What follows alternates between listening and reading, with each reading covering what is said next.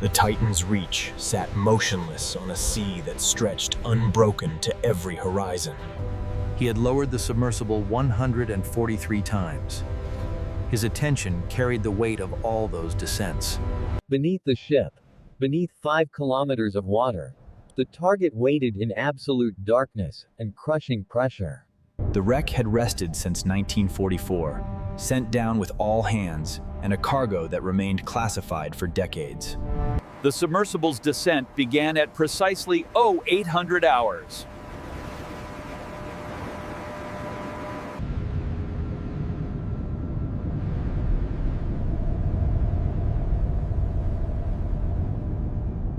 The first 100 meters passed through water still touched by surface light, a realm of greens and blues. At 800 meters, the last traces of sunlight surrendered entirely. The pilot monitored the sensors with practiced calm. These were normal sounds, the titanium adjusting to its environment. At 3,000 meters, the pressure tripled. The darkness outside was absolute and permanent. The coordinate, the wreck signature appeared, a geometric anomaly on the...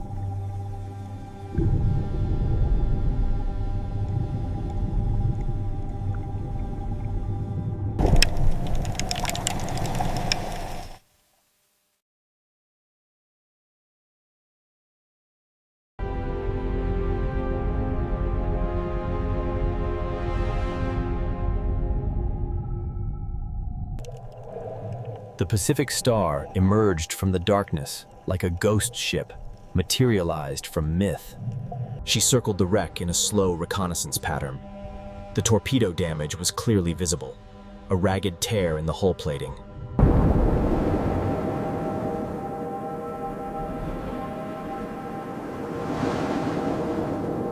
Gold gleamed in the LED beams, not bright yellow, but the deeper color of gold that had spent 80 years in seawater. The co-pilot captured imaging data, photographs, and scans for recovery planning. The work took 47 minutes.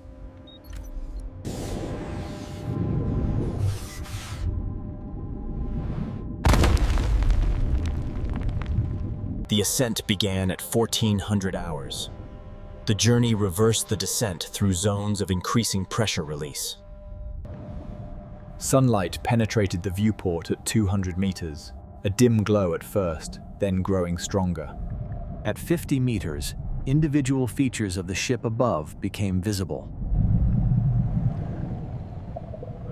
The submersible broke the surface at 1500 hours to a sea that had built during the dive.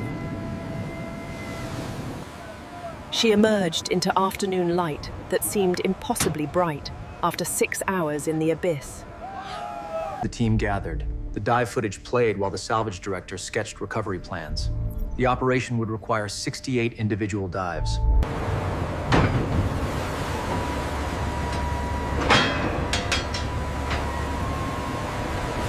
The first recovery dive launched 3 days later.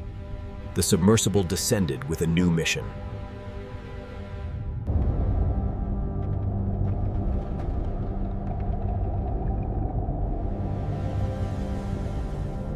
The robotic arms extended through the opening, reaching for the first bar with the delicacy of a surgeon.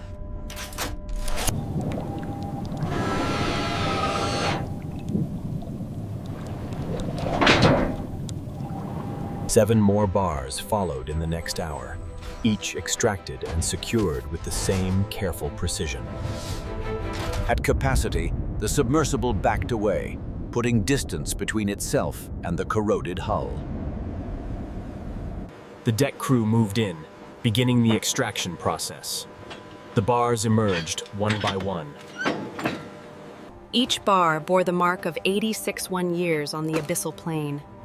Bacterial growth and sediment covered the surfaces. The cleaning process began. Technicians worked with soft brushes, avoiding any abrasive materials.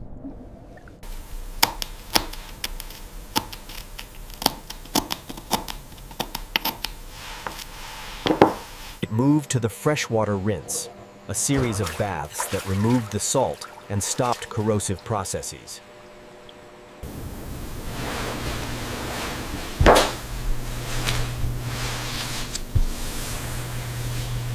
She began the final drying process, with motions that were almost reverential in their care. The gold emerged, transformed. It gleamed with the unmistakable luster that had made gold precious since the beginning of history.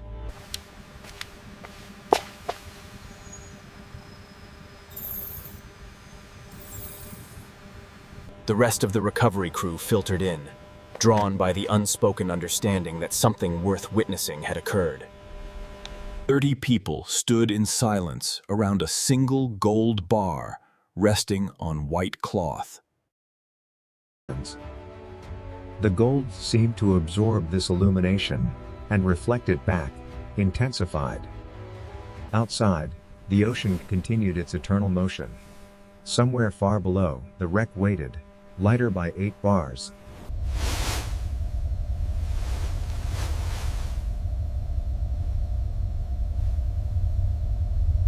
He lifted the bar, feeling the mass settle into his palms, the weight of history retrieved from the deep. He set it down with the same care.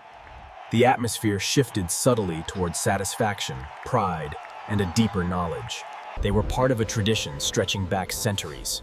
The gold bar was proof human ingenuity could triumph over the most hostile environments. The sun continued its arc across the sky.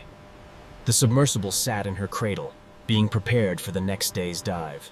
They shared a moment that would stay with them forever, when years of effort crystallized into gleaming reality.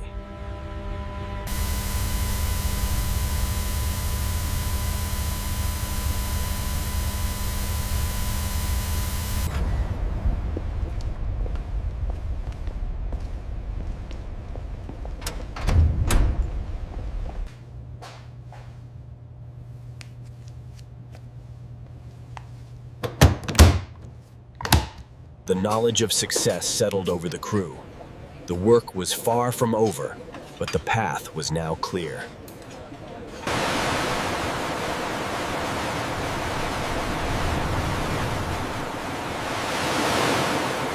The rhythm of recovery began. Dive after dive, day after day, the methodical extraction continued.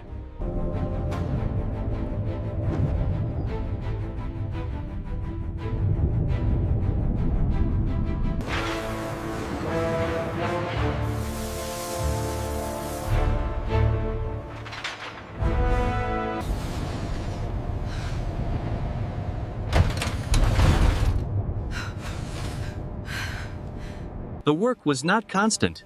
Weather systems passed, forcing pauses, testing the patience of the crew and the stability of the ship. Look at the stress models for the main pipeline.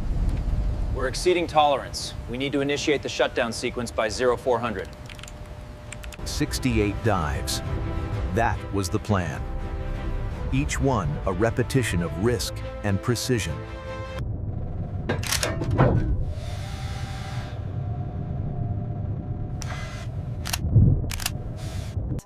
Some bars emerged from their cleaning with their history perfectly preserved, as if they'd been minted yesterday.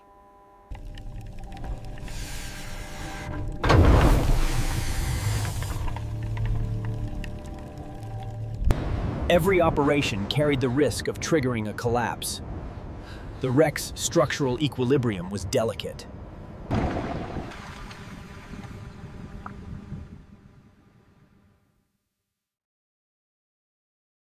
Each incident was analyzed topside. Plans were adjusted, approaches modified. Safety was the unbreakable rule.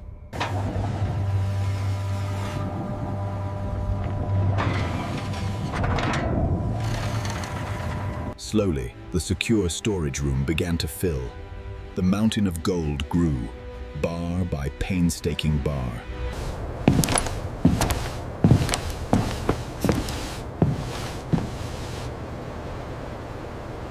The machinery, pushed to its limits at extreme depth, was not infallible. Failures had to be managed remotely.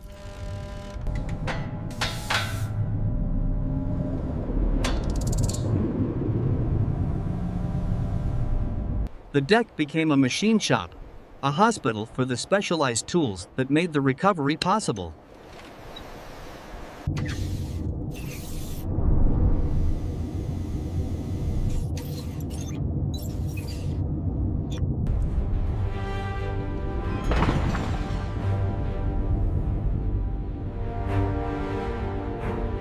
They left the wreck as they found it, a tomb, a monument, but now devoid of the treasure that had drawn them there. The final ascent. The weight of the mission was lifted, replaced by the weight of the accomplishment.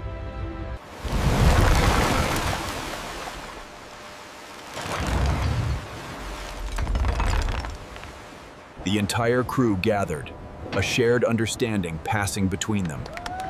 They had done it.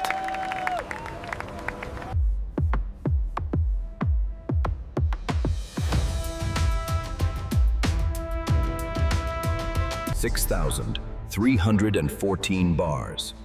The full cargo manifest of the Pacific Star's classified hold.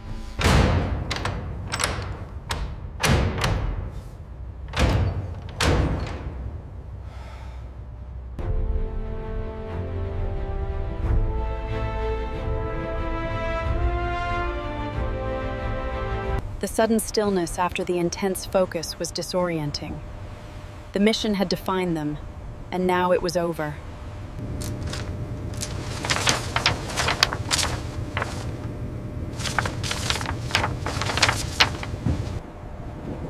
For those who operated the machines, there was a strange emptiness in the silence of their stations.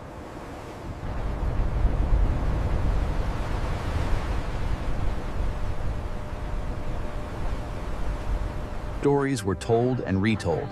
The shared experience bonded them in a way that only those who have faced the deep together can understand.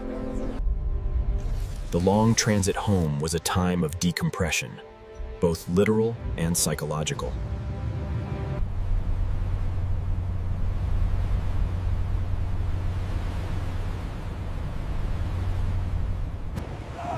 After weeks at sea, the sight of land was a jolt, a reminder of the world they were returning to. The world was waiting, not with fanfare, but with the serious faces of accountants and security details.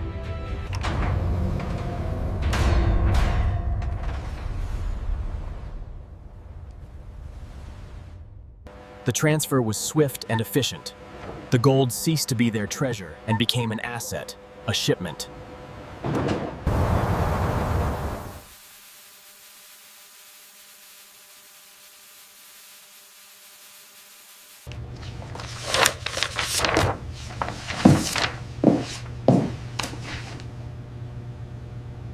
The crew dispersed. The intense community forged in the deep ocean began to break apart on the solidity of land. Life on land resumed its normal rhythm. But the deep ocean leaves a mark that doesn't fade.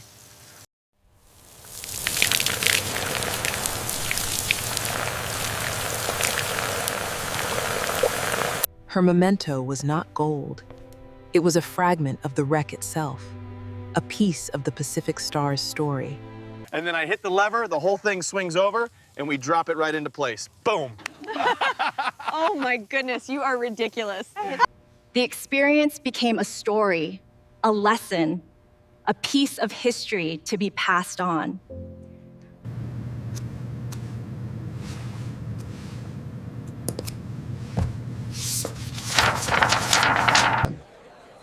A successful recovery of a historic asset by a The world barely noticed. The story was buried in financial reports. But on the abyssal plain, 5,700 meters down, the story was permanently altered. Life, tenacious and indifferent, was already reclaiming the space where the gold had rested. The gold was melted, recast, or stored away. Its journey from the treasury to the deep and back was complete.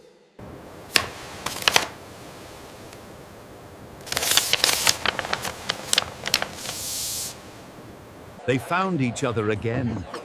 The bond forged under pressure held strong, a fellowship of the deep. Conversations quickly turned from reminiscing about the past to speculating about the future, about what other secrets the ocean held.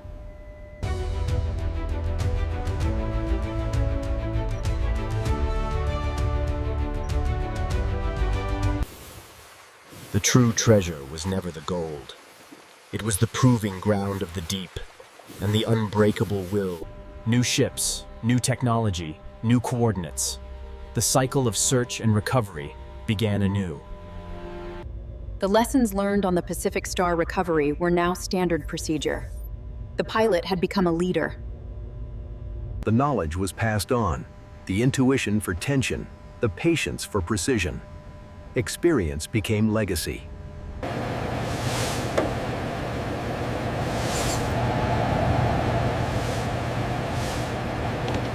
The commercial reality underpinned everything. Success opened doors to greater funding, more ambitious projects. The wreck site was now an archaeological record of two events, the sinking and the recovery. Other entities would study the site. The story of the Pacific Star entered the public, scientific domain. The tale became sanitized, simplified for public consumption. The grit and pressure were lost in translation.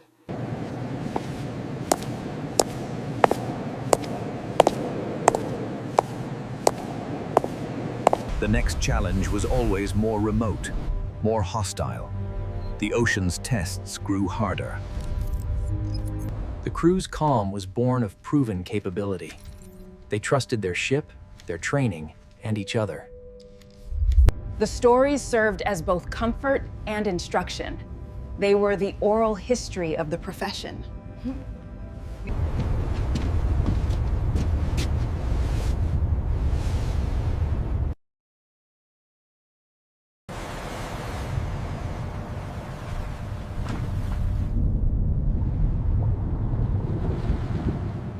The cycle continued, experts mentoring the next generation, passing the torch into the dark.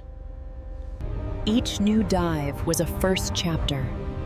Each new depth held its own unique mysteries and dangers. The career of recovery was a journey across the map of human history, written on the ocean floor. A life spent confronting the immense scale of the ocean fostered a unique perspective. It bred a quiet humility. The official records told one story. The personal logs told another, of wonder, camaraderie.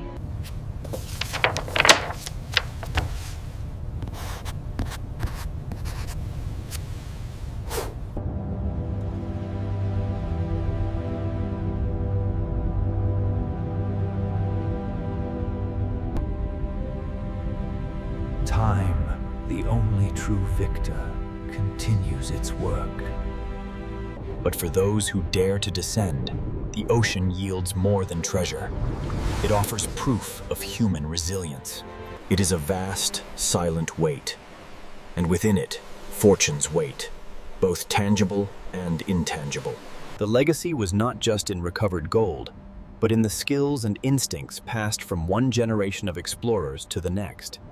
The paper trail remained, a dry, technical account that would one day be someone else's historical curiosity. A single bar became an artifact, a bridge between a hidden past and a public present, inspiring new wonder. The deep-sea reflexes never left. They translated into a lifetime of precise, patient motion. The world's gaze turned to the deep with new intentions. The era of pure salvage was giving way to something. We were visitors.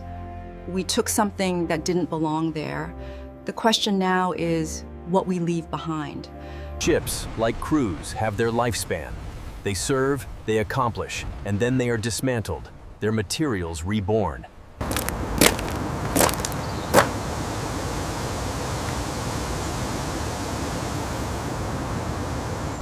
The specific history of each bar was often erased by the demands of the present. Value trumped provenance. Its journey from treasury to abyss to vault was complete. Its future was once again a blank page. She saw it sometimes, in the world above, A certain hue in a window, a fleeting gleam. The mementos were never grand. They were tokens of the machines that had kept them alive.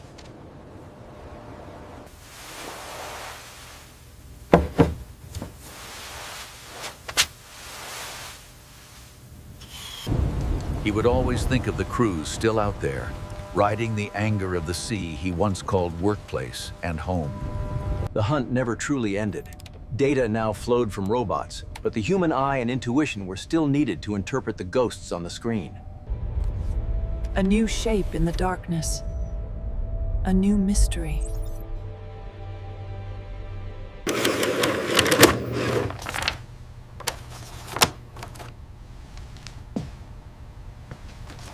History was honored, not just in memory, but in the names given to the vessels destined to make new history.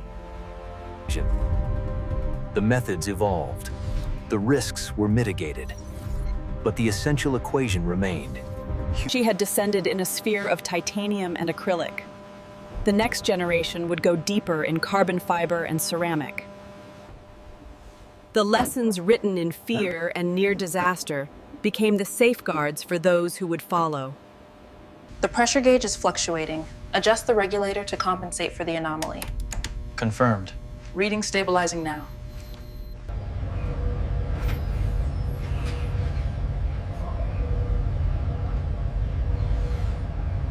The personal became historical. Her private memories were now part of the permanent record of human exploration.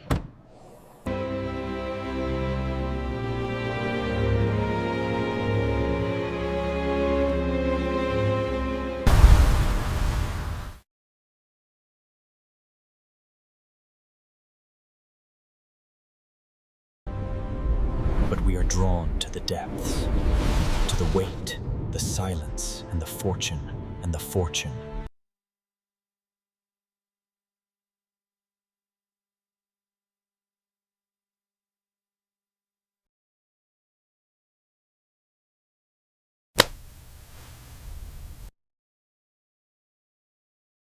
It was just metal. It was everything.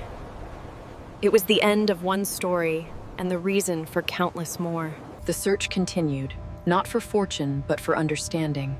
The map of the abyss grew more detailed, yet no less mysterious. New wrecks were found not by following legends, but by algorithms sifting through petabytes of sonar data. For every solved mystery, a dozen new ones emerged from the dark, waiting for a curious mind to give them a story. The stories became fairy tales for a new generation. The cold pressure of the deep softened into adventure. She passed on not the facts, but the feeling, the weight of responsibility, the thrill of discovery, in a simple gesture. His family mourned a father and grandfather. His colleagues mourned a master of the impossible. The treasure faded. What remained were the human moments, the fragile camaraderie built in the metal belly of a ship. Her knowledge, hard-won in a titanium sphere, became accessible to anyone with a screen. Her curiosity was now a public utility. The age of delicate salvage was eclipsed. A new, industrial scale of extraction began. The deep was no longer a pristine museum. It was becoming a quarry. The context of history was being buried under fresh sediment. The early 21st century recovery was a pivotal moment. It proved the feasibility and... But what about the crew of the Titan's Reach? What were they like? The records are incomplete. We have their names, their roles.